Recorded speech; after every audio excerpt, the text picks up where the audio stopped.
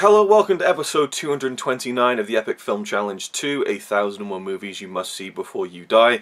Feels good to be getting back to this. I think the last episode was in January, and before that it was about a couple of months as well. And obviously this whole series is going to be fairly singular, you know, just talking about each movie, you know, in sequence, you know, placing one stone at a time and reaching that magic 1001th, I'll leave that one in for free, 1001st review, which could take another 5 years. We're now basically 5 years into this whole series, the Epic Film Challenge 2, almost. It'll be, I think, August of this year, that'll be the 5-year mark. Anyway, I'm hoping to get back to this, but I'm not under the illusion I'll be able to get back to it in the degree that I was the past couple of years. We'll see where it goes, but I am excited and happy to be sat in front of the camera again talking about the films in the book 1001 Movies You Must See Before You Die. I recently organised all of the Blu-rays I have here into a massive pile of 3 stacks of films that I have that are in the book that I either haven't seen or haven't reviewed, and there's well over 100 films there, so I've got so much to be working through. Let's get right into this one, which is, of course, The French Connection from 1971, directed by William Friedkin, starring Roy Scheider and Gene Hackman as 2 narcotics detectives in New York City, basically tracking a lead which might, you know, go down the road of busting a big heroin ring which is connected to France. There's some French, you know, criminals, mob heads, whatever you want to call them, who are shipping in this heroin to New York. And so the 2 cops, played by Gene Hackman and Roy Scheider, we have Popeye Doyle and we have Cloudy Rousseau. And I think that Gene Hackman's character is pretty much the focus of the film, Popeye Doyle. And he was based on a real cop, Eddie Egan, who actually stars in the film as Doyle's superior. And he definitely brings an element of believability to the police department. He really feels like a police detective, and that's because he was one. So there's a real cool level of believability to that, but also the whole film feels very kind of grimy and raw. I mean, even the print itself looks pretty, you know, just almost documentary-like. And the way that it was shot was inspired by documentaries. William Friedkin definitely took inspiration from documentary filmmaking and putting the audience into this world, not trying to gloss it over and make it Hollywood, but to make it real, raw, gritty, believable. And I think I'm already overusing those words very early into the review, but that's kind of what sums up the film, I think, is that kind of level of believability. I can't think of anything else, so, you know, I haven't got my thesaurus at hand. But what I was disappointed by with The French Connection was the first half of the film. Didn't like it. Wasn't a fan. It was really dragging to me. I mean, the point is that you're kind of getting into the monotony of the police work with Doyle and Rousseau. You know, they're following leads, they're following guys around all night, all day, and they got nothing. You know, yeah, he hasn't really done anything suspicious yet. We're still following this lead. And throughout the film, Doyle, Popeye, he is really trying to nail whatever is behind this thing that he's suspicious of. He's got this hunch, he wants to follow it through, and he wants to bust these guys. But he just isn't coming up with results, and his superiors are saying, you're off the case, you know, you're not getting anything, you're wasting time. But Doyle's like, I know this, I really have to follow this, and he is so determined. Whereas Rousseau, played by Roy Scheider, he kind of goes along with Doyle, you know, and I like their work together. They felt like a believable duo, but I don't feel like Rousseau really added too much to the overall film, and it really, towards the second half, was more about Doyle and his obsession with catching these guys and uncovering what, you know, they're behind. And so you have the French guys coming to New York, and that's when it starts to get really interesting. Like I said, the first half of the film, it just dragged, and the way the editing was done even was kind of a little off to me at times, and it won the Oscar for Best Editing. I think it won for Best Screenplay and Director. It certainly won Best Film at the Oscars that year. Gene Hackman won an Oscar for Best Actor. I don't know what some of the other performances were that year, but it seems kind of unbelievable to me that a performance like this wins the Oscar. But again, not to kind of look at the Oscars as this gold standard of, you know, that's the mark of approval, that's what a great performance or film is, but you know, I thought he was great in the film, but it just didn't scream like an Oscar performance to me. I'm more surprised, maybe even pleasantly surprised, that a performance like this would get recognition, because he very much is just playing this tough guy who really is pushing to get results. And what I loved about the character afterwards, and this is why I really love Blu-rays and DVDs and special features and context about the film, looking at it contextually with the making of the film, the people behind it, was the interview with Gene Hackman on the Blu-ray, where he talks about how he almost like quit the film. I don't know how true that is, but he was really uncomfortable with playing Popeye Doyle because it's not who he is, and there's scenes where he's roughing up people, these criminals, and pushing them up against walls and stuff. He uses the N-word, and he was really uncomfortable with this and thought that he just couldn't do it. Ultimately he did, and that to me maybe is even more impressive. I always see Gene Hackman as a tough guy because he plays a lot of those roles, but to hear that he was really uncomfortable with it, whether he's being truthful or not, to me makes it even more impressive that he's able to sell that idea, because to me he felt 100% like the character he's supposed to be playing.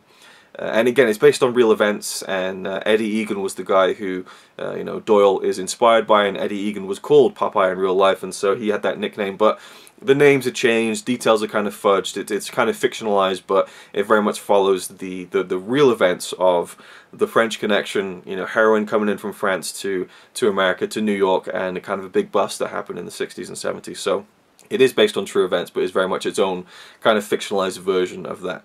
But the second half of the film, oh my god, it got so good so quickly, and it really starts for me when Doyle is following Frog One, they call him. He's the older kind of head of this French operation, and he's in New York, and he's being tailed by Doyle, and he follows him, across New York, through the streets, and then down into a subway, and there's this incredible sequence where he follows Frog One. We'll just call him that. Obviously I'm calling him what he was called in the film. I'm not saying that's what I would call him. He follows Frog One into the subway stations, the underground, and onto a train. But before the train leaves, the French guy gets off. And so Doyle gets off, and he's got to try and make this believable. So he grabs this woman, he's like, oh, I'm having an argument with her. Gets on the phone, and he's still looking at this guy. And they wait for the next train. And the tension's building up, and not much is happening, but they're both kind of aware of each other, though you're not quite sure how aware of Doyle the Frenchman is until the end of the scene. And literally at one point the next train comes up, and they're both getting on and getting off and getting on and getting off, and it sounds like a comedy act, but it's done so well, the tension is brilliant. And then after that, we get the idea that Doyle is a nuisance, that this French guy knows that he's tailing him, so he wants him to get him taken care of. And that's where the big scene of the movie takes place, where Doyle comes back to his apartment block and someone tries to shoot him from the rooftop. And he goes to try and find out who the gunman is. The gunman goes down, through the block, out onto the street, and then Doyle goes back down and chases him.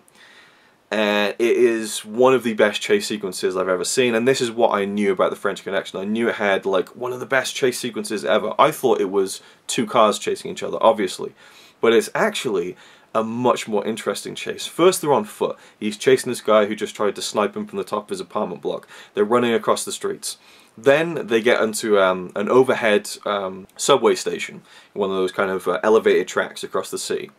And the French guy's on the other side of the other side of the station, and he gets onto a train. So Doyle runs back down onto the street. He commandeers this car and basically races the train underneath.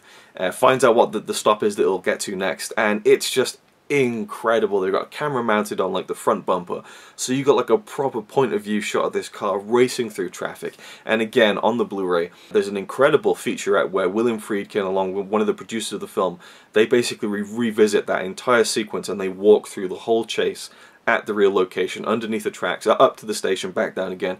It's amazing. And they talk about how, Friedkin said that, we didn't close off the streets.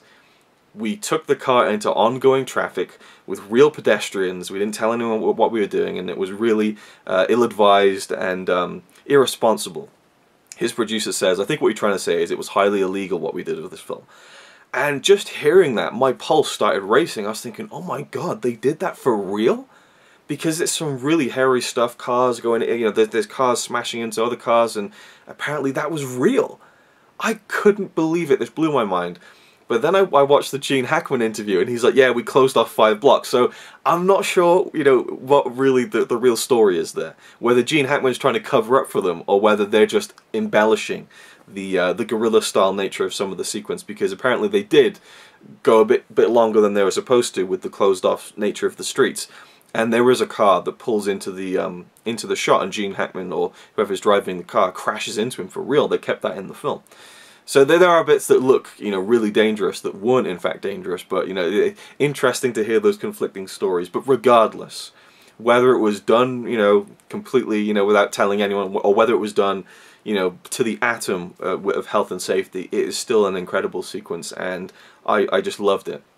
Then the end of the film, we kind of go to a place which really ramps up the kind of what's going to happen and, you know, how is this going to resolve, and I loved how it didn't get completely resolved. I know there's a sequel. I got a double pack with the Blu-ray, so I'll probably watch that at some point, but yeah, I liked how it wasn't a typical kind of, you know, aha, gotcha ending. I mean, in one way it was, and in another way it wasn't. And that felt more believable to me. And apparently that actually ties in with the real story itself, which I thought was very good. But that chase, the whole second half of the film, I loved. First half, it just dragged for me. I didn't get it. There's even a scene with Russo and Doyle. They're kind of listening into a conversation. They got this place bugged, and you know, we hear the conversation of the girlfriend of this guy that they think is involved, and she's like, "Well, can you get me a pizza on the way home?" And they're cracking up. They're playing cards, and they're just pissing themselves. And I'm just like, it isn't funny. I don't get it, you know. Maybe it's because they've been there so long that anything makes them laugh, but it just the scene fell completely flat to me. But then, like, literally the next scene, we see them get, like, a lead, and they're like, oh, yes, and they start dancing. That I bought into, that I believed, that felt, you know, that it really worked as a scene. So there's just little things in the first half that I didn't really love, but because I loved the second half so much, I really think when I watch it again, I'll enjoy it more as a whole. I hope I do, anyway. So, overall, The French Connection is a film you should see before you die. I think it is. I think for a kind of gritty cop movie from the 70s, this surely is one of the best ones. Not that I've seen many of them, but it always gets talked about.